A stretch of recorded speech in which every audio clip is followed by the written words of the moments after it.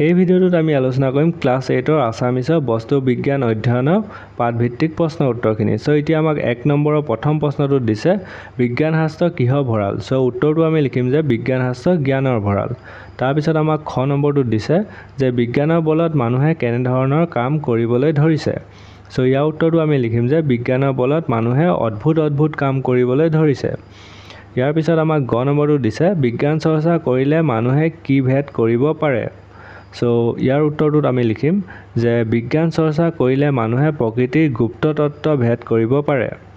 ইয়াৰ পিছত আমাক ঘ নম্বৰটোত দিছে যে উদগতি পথত কিহে বাধা দিয়ে। সো উত্তৰটো আমি লিখিম যে উদগতি পথত কুসংস্কাৰে বাধা দিয়ে। ইয়াৰ পিছত আমাক ঙ নম্বৰটো দিছে যে ধন গুলৈ কিহৰ মায়া বুলি মানুহে বিশ্বাস কৰে। সো উত্তৰটো আমি লিখিম যে ধন গুলৈ প্ৰেতৰ মায়া বুলি মানুহে বিশ্বাস কৰে। ইয়াৰ পিছত আমাক প্ৰথম চটোত দিছে যে হাতীয়ে গা লৰালে কি হয় বুলি ভাবে। সো উত্তৰটো আমি লিখিম যে হাতীয়ে গা লৰালে ভূমিকম্প হয় বুলি ভাবে। ইয়াৰ পিছত আমাক দ্বিতীয় চটোত দিছে বিজ্ঞান শিক্ষাৰ পৰা কি জনা যায়। সো উত্তৰটো আমি লিখিম যে বিজ্ঞান শিক্ষাৰ পৰা বস্তুৰ মূল তত্ত্ব জনা যায়। সো এইখিনি হৈ গ'ল 1 নম্বৰৰ প্ৰথম প্ৰশ্নখিনি। সো ইয়াৰ পিছত আমাক 2 নম্বৰটোত দিছে যে ধন গুলৈ কেনেকৈ উৎপত্তি হয় চমুকৈ লিখা। সো ইয়াৰ উত্তৰটো আমি লিখিম যে পানী কাষৰীয়া ঠাইত গধূলি মলিয়ন বস্তুৰ ভাপ ওলায়। সেই ভাপ বাহিৰৰ পৰিষ্কাৰ বায়ুত পৰিলে জ্বলি উঠে। ইয়াকে ধন গুলৈ বোলা হয় আৰু ইয়াৰ উৎপত্তি এনেকৈ হয়। সো ধন গুলৈ উৎপত্তি মানে সেনেকৈ হয়। সো ইয়াৰ পিছত আমাক 3 নম্বৰটোত দিছে প্ৰতিধ্বনি কেনেকৈ হয়। প্ৰতিধ্বনি মানে চাউণ্ডটো যে আমি শুনো যে ৰুম এটাত চিঞৰি দিলে, সো সেইটোকে প্ৰতিধ্বনি বুলি কয়, ইংলিছত একো বুলি কয়। সো ইয়াৰ উত্তৰটো আমি লিখিম যে হাবিয়নিত বা পাহাৰ নৈ গৰা আদিৰ ওপৰত চিঞৰিলে সেই চিঞৰৰ শব্দ খুন্দা খাই ঘূৰি আহি আমাৰ কাণত বাজি উঠে। ইয়াকে প্ৰতিধ্বনি বোলে আৰু এনেকৈ প্ৰতিধ্বনি হয়। সো এইটো হৈ গ'ল 3 নম্বৰৰ উত্তৰটো। সো ইয়াৰ পিছত আমাক 4 নম্বৰটোত দিছে যে কি কাৰণত বিজ্ঞান শাস্ত্ৰক জ্ঞানৰ ভঁৰাল বুলি কোৱা হয়। সো ইয়াৰ উত্তৰটো আমি লিখিম যে বিজ্ঞান শাস্ত্ৰৰ বলত মানুহে অদ্ভুত কাম কৰিব ধৰিছে।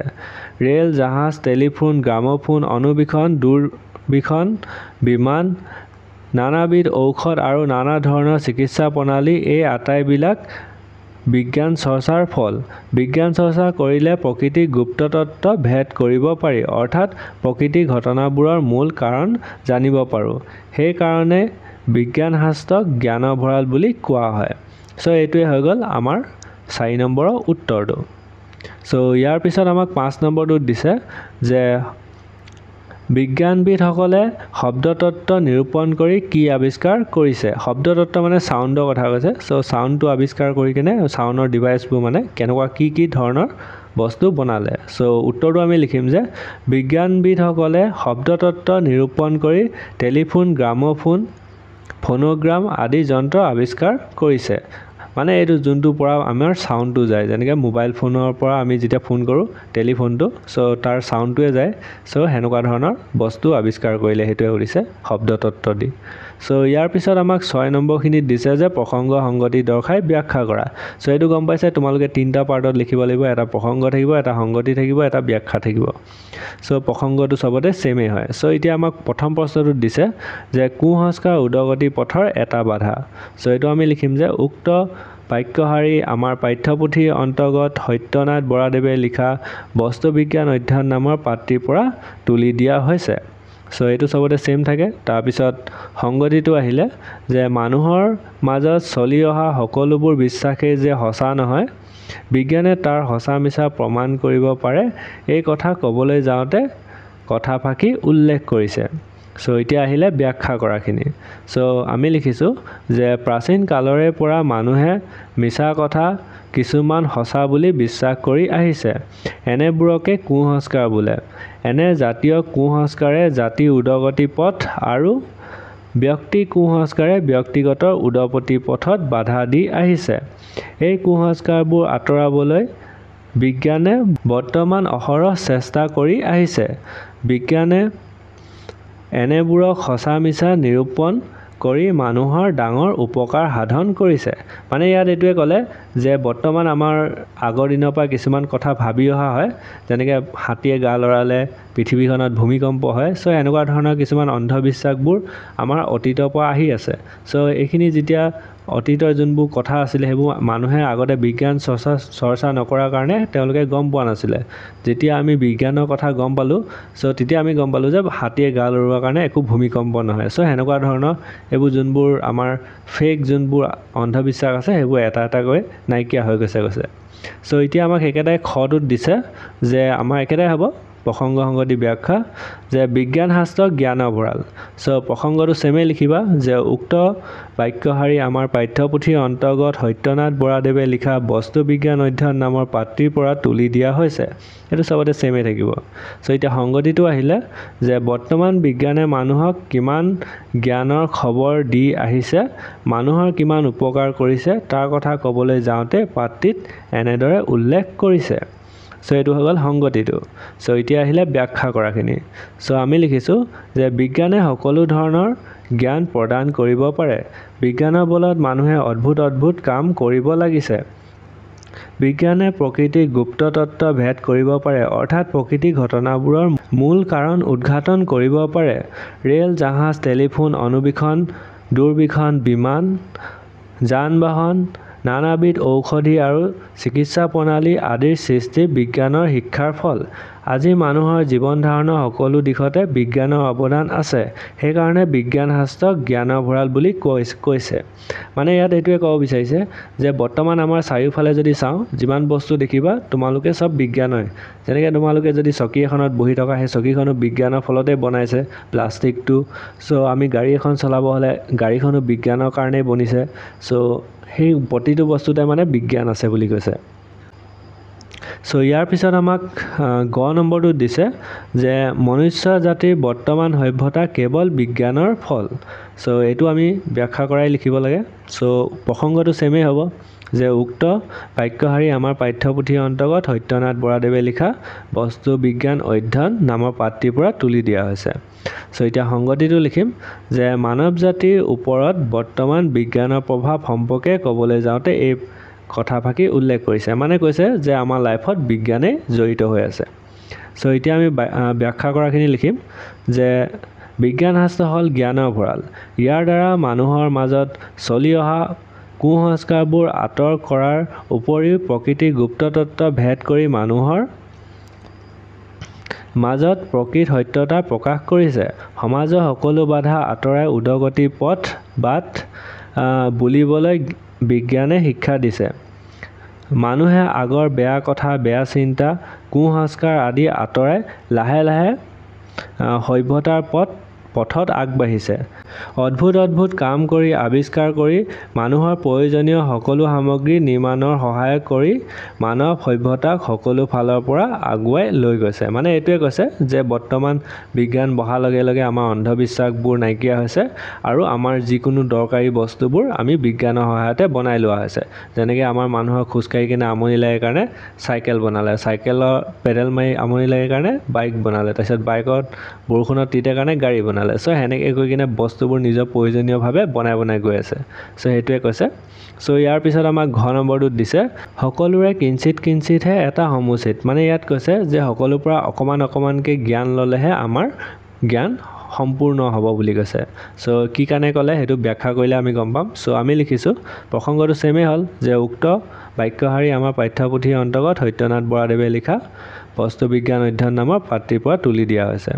চ' সংগতিটো আমি লিখিছোঁ যে বিজ্ঞানৰ যে অনেক বিভাগ আছে আৰু আমাৰ সেই সকলোবোৰে সামান্য হ'লেও যে জ্ঞান থকা উচিত, এই কথাষাৰ বুজাবলৈ উক্ত বাক্যশাৰী উল্লেখ কৰা হৈছে।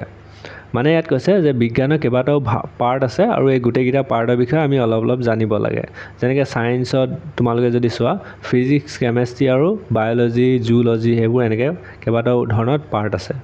চ' সেইটোৱে কৈছে চবৰে অলপ জ্ঞান থাকিব লাগে। চ' এতিয়া আমি ব্যাখ্যা কৰাত লিখিছোঁ, বিজ্ঞান শাস্ত্ৰৰ পৰিসৰ অতি বহল। ইয়াক অধ্যয়ন কৰিবৰ বাবে বিভিন্ন বিভাগত বিভক্ত কৰি লোৱা হৈছে, যেনে পদাৰ্থ বিজ্ঞান, ৰাসায়ন বিজ্ঞান, জ্যোতিৰ্বিজ্ঞান, উদ্ভিদ বিজ্ঞান, জীৱ বিজ্ঞান ইত্যাদি। বিজ্ঞানৰ ইমানবোৰ বিভাগৰ বিষয়ে সম্পূৰ্ণ জ্ঞান লাভ কৰা কোনো এজন মানুহৰ বাবে সহজ নহয়। আগৰ বিজ্ঞানবিদ পণ্ডিতসকলৰ একোজনে একোটা বিষয়ত জ্ঞানহে চৰ্চা কৰিছিল। সেয়েহে মানুহে ইয়াৰে এবিধ বা দুবিধ শাখাৰহে চৰ্চা কৰি তাক সম্পূৰ্ণ আয়ত্ত কৰিবলৈ চেষ্টা কৰা উচিত। কিন্তু এটা বিষয়ৰ সম্পূৰ্ণ জ্ঞান লাভ কৰিবলৈ হ'লেও সকলো বিষয়ৰে অলপ অলপ জ্ঞান থাকিব লাগিব। এই কথাষাৰে লেখকে ইয়াত বুজাব বিচাৰিছে। মানে ইয়াত কৈছে যে আমাৰ ক'লো নহয় এতিয়া মানে তোমালোকৰ বিজ্ঞানৰ কেইবাটাও ভাগ আছে, যেনেকৈ পদাৰ্থ বিজ্ঞান যোনটো আমি ইংলিছত কওঁ ফিজিক্স, তাৰপিছত কেমেষ্ট্ৰি আহি গ'ল, ৰাসায়ন বিজ্ঞান, তাৰপিছত বায়'লজি আহি গ'ল। বায়'লজিত দুটা পাৰ্ট থাকে, এটা হৈছে জীৱ বিজ্ঞান আৰু এটা হৈছে প্ৰাণী বিজ্ঞান। চ' এটা মানে গছ গছনিৰ কথা কয় আৰু এটাই জীৱ জন্তুৰ কথা কয়, মানে জীয়াই থকা বস্তু। চ' সেইখিনি চবৰে বিষয়ে আমি গোটেইখিনি যদি নাজানো তেতিয়া হ'লেও মানে আমি অলপ অলপ চবৰে জ্ঞান থাকিব লাগে, সেই কথাটো ইয়াত কৈছে। চ' এইটোৱে আছিলে ব্যাখ্যা কৰা। চ' ব্যাখ্যা কৰাখিনি খতম হ'ল। এতিয়া আমাক 7 নম্বৰটোত দিছে যে বহলাই লিখা। চ' প্ৰথম প্ৰশ্নটোত দিছে, পাঠৰ আলামত কুসংস্কাৰৰ দৃষ্টান্ত কেইটামান উল্লেখ কৰা আৰু কি কৰিলে সমাজৰ পৰা কুসংস্কাৰবোৰ দূৰ কৰিব পাৰি লিখা। মানে ইয়াত কৈছে যে তোমালোকৰ লেচনটোত যে পঢ়িলা, সেই লেচনটোত তোমালোকে কুসংস্কাৰ কোনকেইটা পালা আৰু সেই কুসংস্কাৰকেইটা যদি তোমাক আঁতৰাব কয় তুমি কেনেকৈ আঁতৰাবা সেইটোৱে লিখিব কৈছে। চ' প্ৰথমতে কুসংস্কাৰকেইটা লিখিব কৈছে। চ' প্ৰথমতে আমি লিখিম যে, চ' ইয়াৰ উত্তৰটোত আমি লিখিছোঁ যে পাঠত উল্লেখ কৰিছে যে বহুতে চহা মানুহে ধন গোলৈ প্ৰেতৰ মায়া বুলি বিশ্বাস কৰে। কিছুমান মানুহে পৃথিৱীখনক এটা হাতীৰ পিঠিত থকা বুলি বিশ্বাস কৰে আৰু ভাবে সেই হাতীয়ে গা লৰালে ভূমিকম্প হয়। ইয়াতকৈ গুৰুত্ব বিষয়ত মানুহৰ কুসংস্কাৰ আছে। মানে কৈছে এইকেইটাই আমাৰ অন্ধবিশ্বাস, যোনটো হাতীয়ে গা লৰালে, তাৰপিছত ধন গো লৈ ভূত প্ৰেতৰ মায়া, সেই দুটা আমি লিখি দিলোঁ। চ' এতিয়া আমি সমাধানটো কৈছোঁ যে বিজ্ঞান শিক্ষা লাভ কৰি সমাজৰ পৰা এই কুসংস্কাৰবোৰ দূৰ কৰিব পাৰি। বিজ্ঞানে মানুহৰ মনত জ্ঞান জন্মায় আৰু ইয়াৰ দ্বাৰা সঁচা মিছা ভাল বেয়া ন্যায় অন্যায় বুজিব পাৰি। চ' আমাৰ এই অন্ধবিশ্বাসবোৰ আঁতৰাবৰ কাৰণে এটাই হ'ব, সেইটো হৈছে বিজ্ঞানৰ শিক্ষা অধ্যয়ন কৰা। চ' আমাক নলেজ লাগিব। যদি নলেজ নাথাকে তেনেহ'লে আমি এই অন্ধবিশ্বাসবোৰ কেতিয়াও আঁতৰাবই নোৱাৰিম। চ' ইয়াৰ পিছত আমাক খ নম্বৰটোত দিছে, বিজ্ঞান শাস্ত্ৰ অধ্যয়নৰ এটা ঘাই বিষয়, যুক্তিৰে তোমাৰ মতামত দাঙি ধৰা। মানে ইয়াত ক'ব বিচাৰিছে যে বিজ্ঞান শাস্ত্ৰ এটা ইম্পৰ্টেণ্ট ছাবজেক্ট হয়। চ' তোমালোকে যদি ইম্পৰ্টেণ্ট ছাবজেক্ট বুলি ভাবা, কিয় ভাবা, যুক্তিটো তোমাক লিখিব কৈছে। চ' আমি উত্তৰটোত লিখিম যে বিজ্ঞান শাস্ত্ৰ অধ্যয়নৰ এটা ঘাই বিষয়, কাৰণ ইয়াক অধ্যয়ন কৰিলে প্ৰকৃতিৰ গুপ্ত তত্ত্ব ভেদ কৰিব পাৰি, অৰ্থাৎ প্ৰকৃতিৰ ঘটনাবোৰৰ মূল কাৰণ জানিব পাৰি। আমাৰ সন্মুখত নানা ঘটনা ঘটে, যেনে ঢোলত কোব মাৰিলে শব্দ উঠে, হাবিয়নিত চিঞৰিলে প্ৰতিধ্বনি হয়। এইবিলাক ঘটনা আমি দিনে নিশাই দেখি আহিছোঁ, কিন্তু কাৰণ সুধিলে আমি ক'ব নোৱাৰোঁ। মানে ইয়াত কৈছে যে আমি ঢোল বজালে চাউণ্ডটো শুনো, কিন্তু চাউণ্ডটো কেলৈ আহে, বা হাবিত চিঞৰি দিলে চাউণ্ডটো ঘূৰি আহে, কি কাৰণে আহে, সেইবোৰ কথা আমি সদায় গমেই পাই থাকোঁ, কিন্তু কি কাৰণে হয় আমি নেজানো। চ' আমি তাৰ পাছত দিছে যে বিজ্ঞান শাস্ত্ৰ অধ্যয়ন কৰিলে এইবিলাক ঘটনাৰ কাৰণ জনা যায়। এতিয়া তোমালোকে যদি ইমানলৈকে চালা তেনেহ'লে ছাবস্ক্ৰাইব কৰিব নাপাহৰিবা। ইয়াৰ পিছত আমাক দিছে 8 নম্বৰখিনিত তলৰ শব্দকেইটা প্ৰত্যয় ভাঙি দেখুওৱা। মানে ইয়াত দুটুকুৰা কৰিব লাগে, তোমালোকে গম পালে যে প্ৰথম দিছে ৰোৱনী, ৰোৱনীটো আমি লিখিম ৰু যোগ অনি। তাৰপিছত দিছে ৰান্ধনি, আমি লিখিম ৰন্ধ যোগ অনি। তাৰপিছত দিছে নাৱৰীয়া, চ' আমি লিখিম নাও যোগ অৰীয়া। তাৰপিছত দিছে মৰমীয়াল, মৰম যোগ ইয়াল হ'ব। তাৰপিছত দিছে পনীয়া, চ' পানী যোগ, একচুৱেলি এইটো হ'ব লাগিছিলে পানী যোগ ইয়া হ'ব লাগিছিলে। চ' পানী যোগ ইয়া লিখিবা। তাৰপিছত জোনালী দিছে, চ' আমি লিখিম জোন যোগ আলি। চ' তাৰপিছত দিছে দয়ালু, দয়া যোগ আলু হ'ব। তাৰপিছত ধাৰুৱা দিছে ধাৰযোগ ওৱা হ'ব চ' এইটো স্পেলিং অলপ ভুল আছে চ' এতিয়া আমাক 9 নম্বৰখিনিত দিছে ৰচনা লিখা চ' প্ৰথমটো আমাক দিছে দৈনন্দিন জীৱনত বিজ্ঞানৰ প্ৰভাৱ চ' এই ৰচনা লিখাকেইখন তোমালোকে ৰচনা কিতাপৰ পৰা চাই কেনে লিখি ল'বা চ' ইয়াত আমাক প্ৰথমটো দিলে দৈনন্দিন জীৱনত বিজ্ঞানৰ প্ৰভাৱ তাৰপিছত ছেকেণ্ডটো দিছে কম্পিউটাৰ আৰু আধুনিক জীৱন তাৰপিছত গ ঘ আৰু ঙ টোটেল এইকেইটা দিছে 5টা চ' এইকেইটা তোমালোকে ৰচনা কিতাপ চাই কেনে বিচাৰি ল'বা চ' ইয়াৰ পিছত আমাক 10 নম্বৰ দিছে 10 নম্বৰটো ইম্পৰ্টেণ্ট হয় চ' 10 নম্বৰটোত আমাক দিছে চমু টোকা লিখা চমু টোকা মানে কি আৰু এটা তোমালোকে 5-6 লাইন মান সেই যোনটো আমাক নাম দি দিছে তাৰ বিষয়ে লিখিব লাগে চ' প্ৰথমটো আমাক দিছে গ্ৰামোফোন চ' আমি লিখিছোঁ যে 1887 চনত ইমিল বাৰ্লিনাৰ নামৰ আমেৰিকা বৈজ্ঞানিক এজনে গ্ৰামোফোনৰ আৱিষ্কাৰ কৰিছিল এসময়ত মনোৰঞ্জনৰ বাবে গীত মাত পৰিৱেশন কৰাৰ ক্ষেত্ৰত গ্ৰামোফোন জনপ্ৰিয় আহিলা আছিল ৰেডিঅ' বা দূৰদৰ্শনৰ প্ৰচলনে গ্ৰামোফোনৰ চাহিদা কমাইছে যদিও ইয়াৰ ব্যৱহাৰ বিলুপ্ত হোৱা নাই চ' এইটোৱে হৈ গ'ল গ্ৰামোফোনৰ চমু টোকা চ' তাৰপিছত খটোত আমাক দিছে ইণ্টাৰনেট চ' ইণ্টাৰনেটৰ বিষয়ে লিখিলোঁ যে ইণ্টাৰনেট আধুনিক বিজ্ঞানৰ এক চাঞ্চল্যৰ আৱিষ্কাৰ ইণ্টাৰনেটৰ উপকাৰিতাৰ কথা জনাৰ পিছত সমগ্ৰ পৃথিৱীতে ইয়াৰ দ্ৰুত প্ৰসাৰ ঘটিছিল ইণ্টাৰনেটৰ যোগে মানুহে লাগতিয়াল যিকোনো তথ্য উলিয়াই ল'ব পাৰে সেইবোৰ কাৰণতে মাত্ৰ 40 বছৰৰ ভিতৰত ইণ্টাৰনেট পৃথিৱীৰ জনপ্ৰিয়তা লাভ কৰি সম্প্ৰসাৰিত হৈছিল চ' এইটো হৈ গ'ল ইণ্টাৰনেটৰ বিষয়ে তাৰপিছত আমাক দিছে দূৰভাষটোক আমি কওঁ টেলিফোন চ' এইটো আমি লিখিম যে 1874 চনত স্কটলেণ্ডৰ বিজ্ঞানী আলেকজেণ্ডাৰ গ্ৰাহাম বেলে দূৰভাষ বা টেলিফোনৰ আৱিষ্কাৰ কৰিছিল টেলিফোনৰ দ্বাৰা পৃথিৱীৰ যিকোনো দূৰত্বত থকা মানুহৰ সৈতে সংযোগ স্থাপন কৰি কথা বতৰা পাতিব পাৰি চ' টেলিফোন মানে গম পাইছে আৰু আগৰ দিনৰ মোবাইল ফোনৰ কথা কৈছে চ' ইয়াৰ পিছত ঘৰটোত দিছে অণুবীক্ষণ চ' অণুবীক্ষণ মানে অণুবীক্ষণ যন্ত্ৰটোৰ কথা কৈছে চ' আমি লিখিছোঁ যে অতি সৰু বা খালী চকুৰে মনিব নোৱাৰা বস্তুক অণুবীক্ষণৰ সহায়ত বৃহৎ আকাৰত চাব পাৰি চ' মেগনিফাইং গ্লাছৰ নিচিনা হয় অণুবীক্ষণ চ' এইকেইটা আছিলে কুৱেশ্যন আনচাৰখিনি